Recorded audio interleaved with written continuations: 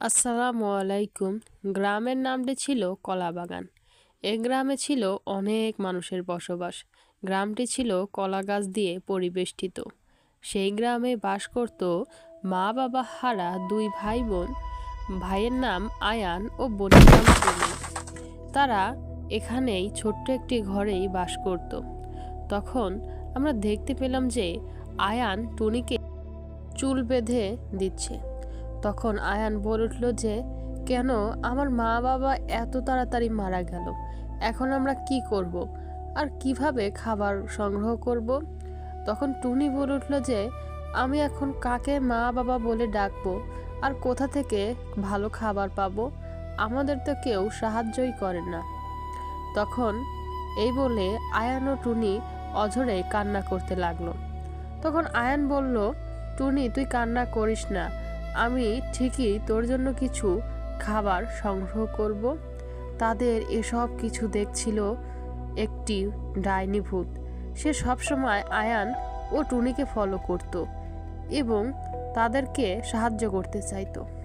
তখন টুনি ভাত সামনে রেখে আয়ানকে বলে, ভাইয়া শুধু এতটুকুই ভাত আছে, আমরা দুজনে ভাগ করে খাই। তখন আয়ান বলে উঠল, না বোন, তুই খেয়ে নে, আমার খিদে নেই, আর দেখি তোর জন্য কিছু ফল আনতে পারি কিনা, আর আমি গ্রামের মানুষদের কাছ থেকেও কিছু সাহায্য চাইব। তখন আয়ান একটি ব্যাগ নিয়ে বেরিয়ে পড়ল গ্রামের মানুষের দিকে, তাদের কাছ থেকে কিছু সাহায্য সহযোগিতা পাওয়ার জন্য। কিন্তু সেই কলাবাগান নামক গ্রামের কেউই তাকে সাহায্য করল না।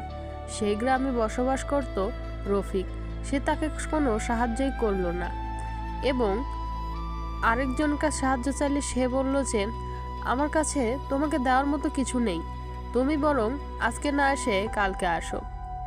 এ বলেই সকলেই চলে গেল আয়ানকে কিছু না দিয়ে। আয়ান সেখান থেকে মন খারাপ করে চলে গেল। তার আর কিছুই করার ছিল না। আয়ান ভাবছিল আজকে হয়তো আর বোনের জন্য কিছু পাবে না। তাই সে কান্না করতে করতে সেই গ্রাম ছেড়ে জঙ্গলের দিকে যেতে লাগলো। তখন আয়ানের দু চোখ ভরা ছিল শুধু চোখের পানি। সে মনের দুঃখে এবার আয়ান জঙ্গলের আরো গভীর থেকে গভীরে চলে গেল। আয়ান তাই মন খারাপ করে জঙ্গলের ভিতরে একটি বটগাছের নিচে বসে রইল আর মনে মনে বলছিল, বাবা, আমি আমার বোনের জন্য কোনো খাবারই সংগ্রহ করতে পারলাম না। এ কথা শুনছিল সেই বটগাছের উপরে বসে থাকা সে ডাইনি ভূতটি। সে আয়ানের কথাগুলো মনোযোগ দিয়ে শুনছিল। আয়ান ও আয়ানের বোন টুনি কিভাবে দুঃখ কষ্টে দিন পার করছিল, এসব কথা শুনে সে অনেক মন খারাপ করলো। আর সে ডাইনি ভূতটি আমরা দেখতে পেলাম যে তার চোখ দিয়েও পানি বেরিয়ে আসলো। কিছুক্ষণ পর আয়ান হাতে একটি আপেল নিয়ে তার বোনের জন্য বাড়ি ফিরে আসলো। কিন্তু বাড়ি ফিরেই সে এদিক ওদিক তাকিয়ে দেখলো, কিন্তু বাড়িটা একদম ফাঁকা ছিল। আয়ান কোথাও তার বোন টুনিকে খুঁজে পাচ্ছিল না। আয়ান এদিক ওদিক তাকাচ্ছিল, ঘরে বাইরে দেখছিল, তবুও তার বোনকে পেল না। পিছন ফিরে বলল, কই, টুনিকে তো এখানেই বসে থাকতে দেখে গেলাম, কোথায় দেখছি না তো, বাইরে গিয়ে দেখি। তখন আয়ান তার বাড়ি থেকে বের হলো আর বাইরে গিয়ে এদিক ওদিক তাকালো, কিন্তু তবুও কোথাও সে তার বোনকে খুঁজে পেল না। তখন আয়ানের সামনে দিয়ে যাচ্ছিল একজন খামারি। তার ছিল অনেক কয়েকটি গরু ও ছাগল। তখন আয়ান ভাবলো, আমি এই খামারিকে জিজ্ঞাসা করি যে আমার বোনকে কোথাও দেখেছে কিনা। তখন আমরা দেখতে পেলাম যে আয়ান সেই খামারের দিকে এগিয়ে আসলো আর বলল, আপনি কি আমার বোনকে কোথাও দেখেছেন? ওর নাম হচ্ছে টুনি, ও ছোট, কিন্তু আমি সকাল থেকে ওকে খুঁজে পাচ্ছি না, আপনি কি কোথাও ওকে দেখেছেন? তখন সে গোয়ালি বলল, না, আমি তোমার বোনকে কোথাও দেখিনি, আর আমি সবেমাত্র আসলাম, তুমি গ্রামের সামনে এগিয়ে যাও। তখন আমরা দেখতে পেলাম যে আয়ান গ্রামের যে একটি বড় বটগাছ ছিল সেখানে গিয়ে উপস্থিত হলো। আর সেখানে সে মোড়ল মশাইকে জিজ্ঞাসা করলো, মোড়ল মশাই, আমি আমার বোনকে খুঁজে পাচ্ছি না। তখন মোড়ল মশাই বলল, কোথা থেকে হারিয়ে গেছে তোমার বোন? তখন আয়ান বলল যে, আমি সকালে জঙ্গলের দিকে গিয়েছিলাম কিছু ফল আনার জন্য, কিন্তু এখন বাড়ি এসে দেখছি সে বাড়িতে নেই। তখন সেই মোড়ল মশাই বলল, শোনো, তুমি যদি তোমার বোনকে না পেয়ে থাকো তাহলে এই গ্রামের শেষ প্রান্তে একটি বুড়িমার বাড়ি আছে। তার বাড়ির সামনে দিয়েই এই গ্রাম থেকে বের হতে হয়, তুমি সেখানে গিয়ে বরং খোঁজ করো। এ কথা শোনা মাত্রই আয়ান তার বাবার রেখে যাওয়া পুরনো সাইকেলটি দিয়ে এবার চলল গ্রামের শেষ প্রান্তে। গ্রামের শেষ প্রান্তে ছিল সেই বুড়িমার বাড়িটি। ছোট্ট একটি ঘরে ছিল বুড়িমার বসবাস। আমরা তখন দেখতে পেলাম যে বুড়িমা নাক ডেকে ঘুমিয়ে আছে। কিছুক্ষণ পর বুড়িমার চোখ খুলল। বুড়িমা বলল, হয়তো এবার সকাল হলো। এরপর বুড়িমা বলল যে, যাই, এখন বাইরে যাই, আমার ছোট ছোট মুরগিগুলো তো না খেয়ে আমার অপেক্ষায় বসে আছে। একথা বলেই বুড়িমা ঘুম থেকে উঠে পড়ল আর বলল, সেই সকাল থেকে মুরগিগুলো খাবারের জন্য চেঁচামেচি করছে, যাই তাদের জন্য কিছু খাবার নিয়ে যাই। তখন আমরা দেখতে পেলাম যে বুড়িমা তার মুরগিকে অনেকগুলো ধান দিল।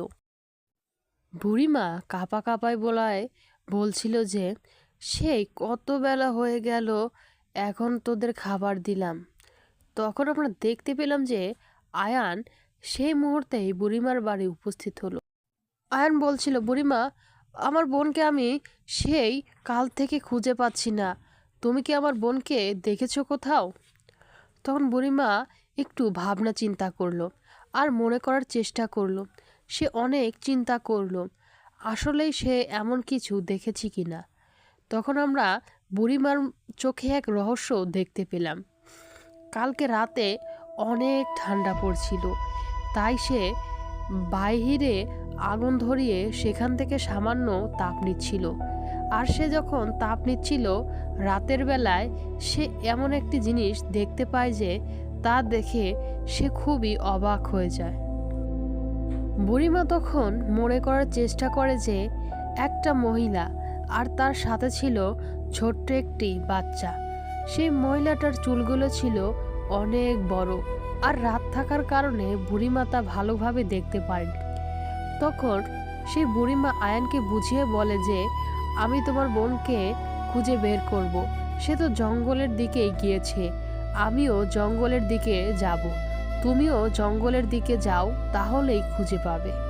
তখন আয়ান বলল, আচ্ছা ঠিক আছে বুড়িমা, আপনি যেহেতু বলছেন যে আমার বোনকে আপনি খুঁজে দেবেন, আমিও আপনার উপর বিশ্বাস করলাম, আর আমিও জঙ্গলের দিকে যাচ্ছি।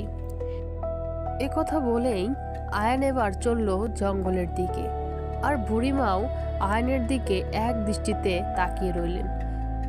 আয়ান যখন বুড়িমার ঘর থেকে বের হয়ে গেলেন, তখন বুড়িমার মুখে ছিল এক অদ্ভুত অট্ট হাসি।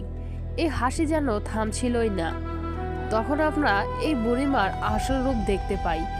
আসলে বুড়িমা একজন সাধারণ কোনো মানুষ নয়, সে ছিল একজন ডাইনি ভূত।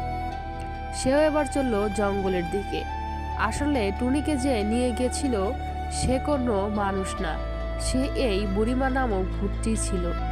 তখন আয়ান যখন জঙ্গলের দিকে যাচ্ছিল, বুড়িমা কখনো আয়ানের পিছনে পিছনে, আবার কখনো উড়ে উড়ে আয়ানের সামনে দিয়ে যাচ্ছিল, কিন্তু আয়ান তো তাকে দেখতেই পেল না। তখন সেই বুড়িমা টুনির কাছে আবারও সেই মহিলা রূপে ফিরে আসলেন, আর তাকে জঙ্গলের ভিতর একটি ছোট্ট কুঠিরিতে নিয়ে যাচ্ছিলেন। সেখানে যাওয়ার পর টুনি বলছিল, কি আপনি কেন আমাকে এখানে নিয়ে আসলেন? আমি বাড়ি যেতে চাই, বাড়িতে আমার ভাই আয়ান আমার জন্য অপেক্ষা করে আছে, আপনি আমাকে সেই কাল থেকে নিয়ে ঘুরছেন। তখন সেই ভূতরূপী মহিলাটি বলে ওঠে যে, শোনো বেটা, আমি তোমাকে খুব ভালোবাসি, আর তোমরা দুঃখ কষ্টেও থাকে বলেই তাই আমি তোমাকে এখানে নিয়ে এসেছি বেটা। তখন টুনি বলে যে, আপনি বারবার আমাকে বেটা বেটা কেন বলছেন? আমি তো আপনার কেউ হই না, আপনি তাহলে এরকম কেন বলছেন? তখন আমরা সেই ডাইনি বুড়ির মুখে কথা শুনতে পাই তারা সুন্দরপুর নামক এক গ্রামে বসবাস করত। তোমার মতো দেখতেই তার মেয়ে ছিল, নামটি ছিল মালিহা। তখন আমরা দেখতে পেলাম যে সে মালিহার চুল বেঁধে দিচ্ছে, আর মালিহা বলছে, আমার চুল বেঁধে দিচ্ছ কেন? তখন মালিহার মা বলল, কারণ তোমাকে এখন স্কুলে যেতে হবে, তাই স্কুলে যাওয়ার আগে আমি তোমাকে সুন্দরভাবে চুল বেঁধে দেই। তখন মালিহা বলেছে যে না মা, আজকে আমি স্কুলে যাব না, আমি শুনলাম আজকে নাকি ওই পশ্চিম ধারে একটি মেলা বসেছে, আমি সেখানে যেতে চাই। তখন মালিহার বাবা বলল, হ্যাঁ মেলা দেখতে যাবি, ভালো কথা, কিন্তু আগে তো পড়াটা শেষ করে আয়, তারপর আমরা বিকালে তুই, আমি ও তোর মা মেলা দেখতে যাব। তখন আবার মালিহার মা বলে ওঠে যে আজকে তোমার স্কুলে একটি পরীক্ষা আছে, তুমি পরীক্ষা দিয়ে আসো, তারপরে আমরা সবাই মেলাতে যাব। তখন হঠাৎই আমরা দেখতে পাই যে হো হো করে হেসে ওঠে মালিহার বাবা, আর বলতে থাকে যে হ্যাঁ তবে তাই হবে, আজকে বিকালে আমরা সকলেই একসাথে ঘুরবো ও মেলাতে অনেক খাবার খাবো। তখন আমরা শুনতে পেলাম যে মালিহার বাবা বলছে, আমাদের মেয়ে মালিহা তো লেখাপড়াতে খুব ভালো, ও বড় হয়ে অনেক বড় ডাক্তার হবে। তখন আমরা দেখতে পেলাম যে সন্ধ্যা নেমে আসছে, আর ছোট ছোট বাচ্চারাও মেলাতে দৌড়াদৌড়ি লাফালাফি করছে। আর এদিকে মালিহা ও মালিহার বাবাও এবার পৌঁছে গেছে মেলাতে। মেলাতে তারা অনেক জিনিসপত্র দেখতে পেল। সেখানে ছিল দোলনা, পানির ফোয়ারা সহ বিভিন্ন ধরনের খেলনার জিনিসপত্র। কিন্তু যখনই মালিহার বাবা মেলা থেকে বের হচ্ছিল, তখন এক পথচারীর সাথে তাদের সামান্য বিষয় নিয়ে বাকবিতণ্ড হয় এবং তারা খুবই রাগান্বিত হয়ে যায়। তখন সেই পথচারী বলে যে তুমি আমার সাথে এত রাগান্বিত ব্যবহার করছো, এর মজা তুমি পাবে। তখন সেই ব্যক্তি মালিহাদের বাড়িতে রাতে চুপি চুপি আসে ও তাদের বাড়িতে আগুন ধরিয়ে দেয় এবং বলতে থাকে, এবার তুমি মজার ঠিক পাবে। সেই ডাইনি বুড়িটি তখন টুনিকে বলে, আমাকে তুমি যেমন দেখছো আমি আসলে তেমন নই। তখন টুনি বলে, তাহলে আপনি কে? আপনি কেমন দেখতে? আমি তো আপনার কথা কিছুই বুঝতে পারছি না, আপনি আমাকে একটু খুলে বলুন। তখন আমরা দেখতে পাই যে সেই মহিলাটি তার আসল রূপে ফিরে এসেছে। সে এক অদ্ভুত ডাইনি ভূতে পরিণত হলো। তা দেখে তো টুনি ভয় পেয়ে আস্তে আস্তে পিছন দিকে চলে যেতে লাগলো, কারণ টুনি এরকম ভূত আগে দেখেনি। তখন সেই ভূতটি নরম সুরে বলে ওঠে, বেটা তুমি আমাকে দেখে ভয় পেও না, আমি তোমাকে ভালোবাসি। তখন টুনি বলল যে আপনি আমাকে কোনো আঘাত করবেন না তো, আমার খুব খিদে পেয়েছে। তখন সেই ডাইনি বুড়ি বলল যে না, আমি তোমাদেরকে ভালোবাসি, কোনো আঘাত করব না। আমি চুপি চুপি তোমাদের দেখেছি, তোমরা অনেক কষ্টে দিন কাটছো। তখন টুনি বলে, আচ্ছা ঠিক আছে, তাহলে আমি আপনাকে মা বলেই ডাকবো, আর আপনি আমাকে বেটা বলেই ডাকবেন। তখন সে ডাইনি বুড়ি বলল যে তুমি আমার কাছেই থাকবে এবং আয়ানও আমার কাছেই থাকবে, তোমাদেরকে ভালো ভালো খাবার দেব। তখন এ কথা শুনে টুনি তার দিকে এগিয়ে আসলো